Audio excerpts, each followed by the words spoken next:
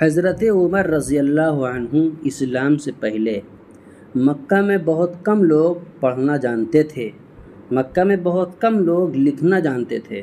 حضرت عمر رضی اللہ تعالی عنہ لکھنا پڑھنا جانتے تھے اور بہت اچھا جانتے تھے۔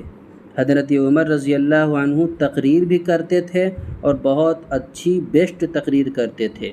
حضرت عمر رضی اللہ عنہ بہت زیادہ بہادر تھے، بہادری کا ہر کام کرتے تھے۔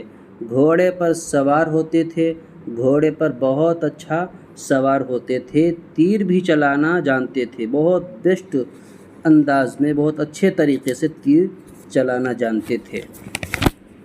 کشتی لڑتے تھے، کشتی اچھی لڑتے تھے، ایسا نہیں کہ اول فول ادھر ادھر والی کشتی ہو جائے، یعنی بہت اچھے انداز سے کشتی لڑتے تھے۔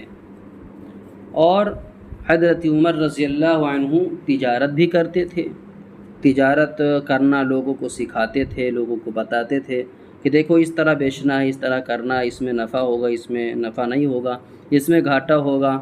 یعنی بہترین انداز میں حضور صلی اللہ علیہ وسلم نے جس طریقے سے حضرت عمر رضی اللہ عنہ کو تجارت کرنے کا انداز سکھایا، طریقہ سکھایا، وہی طریقہ لوگوں کو بھی بتاتے تھے اور خود تجارت کرتے تھے۔